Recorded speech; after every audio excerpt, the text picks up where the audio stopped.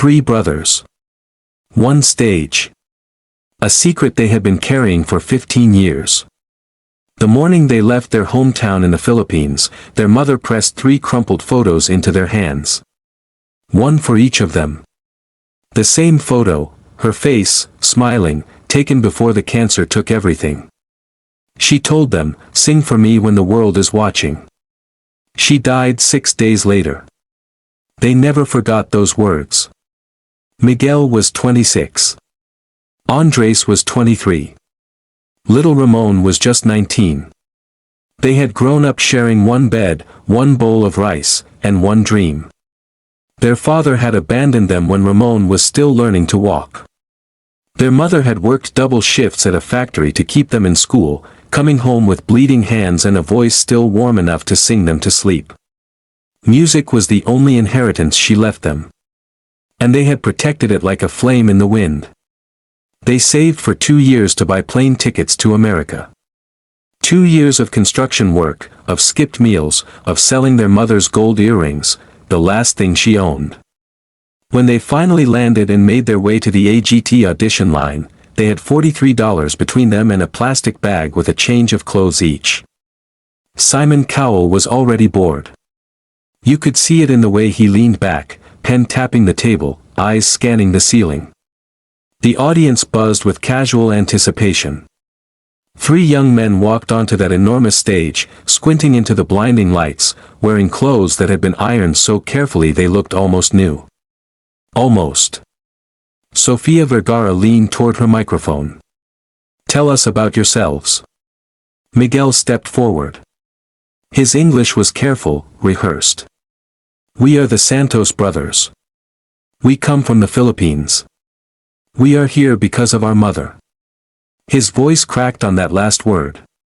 He stopped. Swallowed. In the audience, someone laughed. A short, dismissive sound. Simon raised an eyebrow. "And what are you going to do for us today?" Miguel looked at Andres. Andres looked at Ramon. Ramon closed his eyes and gripped the photo inside his shirt pocket. "We are going to sing," Miguel said quietly. "For her." The music started. Soft. Almost too soft. And then Andres opened his mouth. The sound that came out was not what anyone expected. It was not polished. It was not rehearsed smooth or radio perfect. It was something rawer and more dangerous than that. It was grief turned into melody. It was 15 years of missing someone poured into a single note that climbed and climbed until it filled every corner of that auditorium. Then Miguel joined.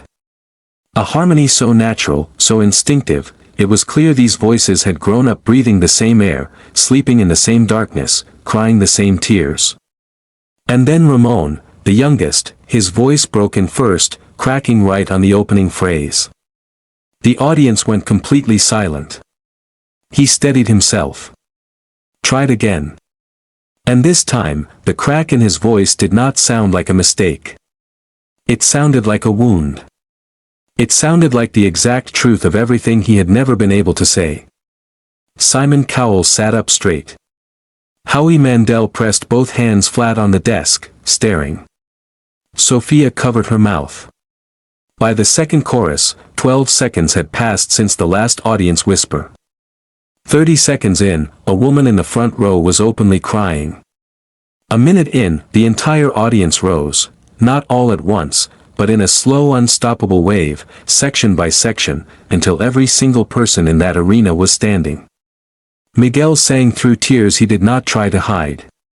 Andres kept his eyes shut, his face tilted up like he was singing to a sky only he could see.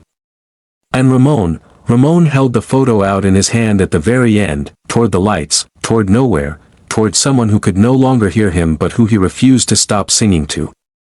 The last note ended. 1 second of complete silence. And then the sound hit like a wall, thousands of people screaming, crying, stomping their feet. Simon Cowell did not wait. His hand moved to the golden buzzer before the echo had even faded. Gold confetti exploded from the ceiling. The brothers did not jump or scream. They held each other. All three of them, arms locked together, heads down, shoulders shaking. The confetti fell around them like light. Somewhere in their shirt pockets, 3 photographs of the same woman were getting covered in gold. She had told them to sing when the world was watching. The world was watching now,